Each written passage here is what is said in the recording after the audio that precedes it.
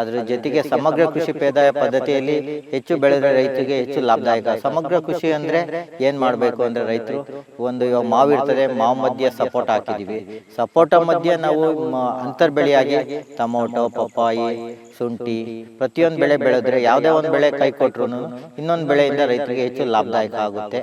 ಹಾಗೂ ನಾವು ಏನ್ ಮಾಡಬೇಕು, ಭೂಮಿನ ಹೇಗೆ ಫಲವತ್ತತೆ ಮಾಡಬೇಕು ಹಾಗೂ ನೀರು ನಿರ್ವಹಣೆ ಹೇಗೆ ಮಾಡಬೇಕು ರೈತರು ಅನ್ನೋದು ಫಸ್ಟ್ ವ್ಯವಸಾಯ ಮಾಡೋಕ್ಕಿಂತ ಮುಂಚೆ ತಿಳ್ಕೊಳ್ಬೇಕು.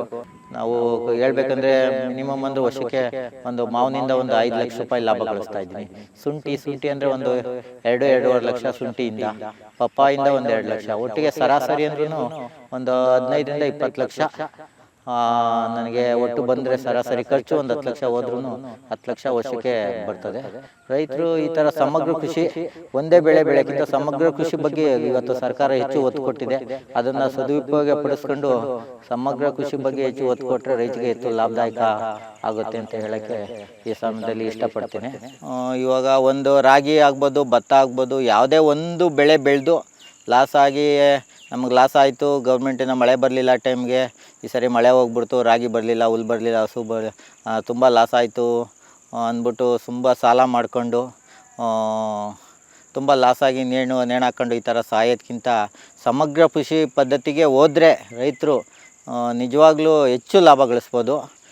ಮಿನಿಮಮ್ ಅಂದರೂ ನೀವು ಒಂದು ಬೆಳೆ ಎಲ್ಲ ಇವಾಗ ಒಟ್ಟು 4 ಬೆಳೆ ಇಟ್ಟಿರ್ತೀವಿ. ಒಂದು ಇವಾಗ ಮಾವು ಇರ್ಬೋದು, ಮಾವು ಮಧ್ಯೆ ಸಪೋಟ, ಪಪ್ಪಾಯಿ, ಅದ್ರ ಮಧ್ಯೆ ನೀವು ಇನ್ನೊಂದು ಬೆಳೆ ಬೆಳೆದ್ರೆ ಯಾವುದಾನ ಒಂದು ಬೆಳೆ ಆದರೂ ನಿಮಗೆ ಕೈಗೆ ಎಟಕಿಸ್ತದೆ. ಅದ್ರ ಜೊತೆಗೆ ನಮ್ಮ ಏನು ಶ್ರಮ ಇದೆ ಆ ಶ್ರಮಕ್ಕೆ ತಕ್ಕ ಫಲ ಸಿಗುತ್ತೆ. ಭೂಮಿ ನಂಬಿರೋರ್ಗೆ ಯಾವತ್ತೂ ಮೋಸ ಆಗಿಲ್ಲ.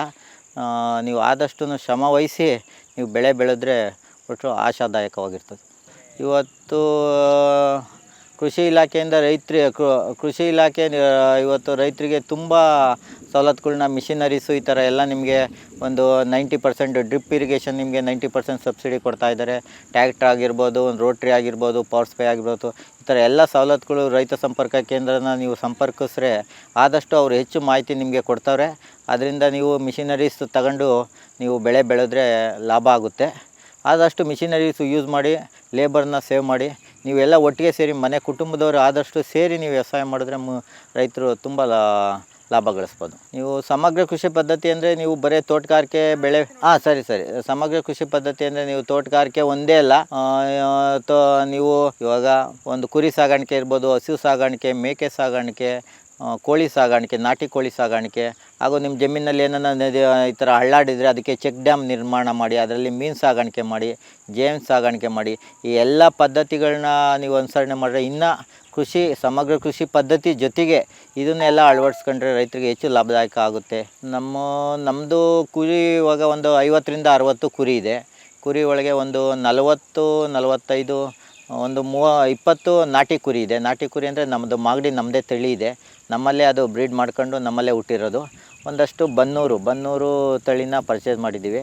ಆ ಮರಿನ ಒಂದು 6 ತಿಂಗಳು ಸಾಕಿ ಇವಾಗ ಒಂದು 10ರಿಂದ 15 kg ಇದೆ. ಒಂದು 6 ತಿಂಗಳು ಸಾಕಿದ್ರೆ 20ರಿಂದ 25 kg ಬರ್ತದೆ. ಬಕ್ರೀದ್ ಟೈಮ್ಗೆ ಅದನ್ನ ಸೇಲ್ ಮಾಡಿದ್ರೆ ನಾವೇ ಡೈರೆಕ್ಟಾಗಿ ಇಲ್ಲೇನೇನೇ ಮಧ್ಯವರ್ತಿ ಇಲ್ದಂಗೆ ಸೇಲ್ ಮಾಡಿದ್ರೆ ನಮಗೆ ಸ್ವಲ್ಪ ಹೆಚ್ಚು ಲಾಭ ಬರ್ತದೆ. ಅದ್ರ ಜೊತೆಗೆ ಕೋಳಿ ಸಾಗಾಣಿಕೆ, ನೀವು ಮನೆ ಹತ್ರ ನಾಟಿ ಕೋಳಿ ಸಾಕಿ ಒಂದು ಜಾಸ್ತಿ ಏನು ಇಲ್ಲ ಅಂದ್ರೂ ಒಂದು 50ರಿಂದ 100 ಕೋಳಿ ಸಾಕಿದ್ರೂ ಒಂದು ಕೋಳಿ 400ರಿಂದ 500 ರೂಪಾಯಿ, 1.5 kg 2 kg ಬಂದರೆ ನಿಮಗೆ 1 kg 200 ರೂಪಾಯಿ ಅಂದರೂ 400 ರೂಪಾಯಿ ಲಾಭ ಬರ್ತದೆ. 50 ಕೋಳಿ ಸಾಕಿದ್ರೆ ನಿಮಗೆ ಮಿನಿಮಮ್ ಅಂದ್ರೆ ಒಂದು 10,000 ಈ ಥರ ಒಂದು 6 ತಿಂಗಳಿಗೆ ಲಾಭ ಗಳಿಸ್ತದೆ. ನಿಮ್ಮ ಚೆಕ್ ಡ್ಯಾಮು ಈ ಥರ ಇದ್ದರೆ ಅದರೊಳಗೆ ಮೀನು ಸಾಗಾಣಿಕೆ ಮಾಡ್ಬೋದು.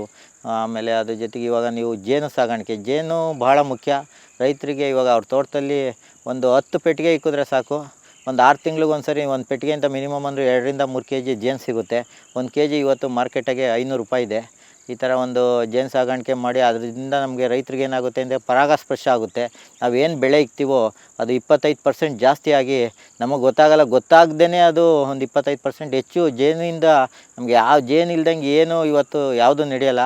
ಜೇನಿದ್ರೇ ಯಾವುದೇ ಒಂದು ಬೆಳೆ ಬರಬೇಕು, ಒಂದು ಪೀಚ್ ಆಗಬೇಕು ಅಂದ್ರೂ ಮುಖ್ಯ ಜೇನು. ಆ ಜೇನನ್ನ ನಶಿಸ್ದಂಗೆ ನಾವು ಆದಷ್ಟು ಜೇನು ಪೆಟ್ಟಿಗೆ ಜಾಸ್ತಿ ಮಾಡಿ ಅದರಿಂದ ಜೇನಿಂದನೂ ಬರ್ತದೆ, ವಿತ್ ನಮಗೆ ತರಕಾರಿ ಬೆಳೆ ಎಲ್ಲದಕ್ಕೂ, ಮಾವಿನ ಬೆಳೆ ಇರ್ಬೋದು, ಸಪೋಟ ಇರ್ಬೋದು, ಎಲ್ಲದಕ್ಕೂ ಭಾಳ ಯೂಸ್ ಆಗುತ್ತೆ, ಹೆಚ್ಚು ಲಾಭ ಗಳಿಸ್ಬೋದು. ಇವಾಗ ನಾವು ಹೂವನ್ನ ಮಾರ್ಕೆಟೇ ಮಾಡಬೇಕಂದ್ರೆ ಸ್ವಲ್ಪ ತುಮಕೂರಿಗೆ ಹೋಗ್ತೀವಿ.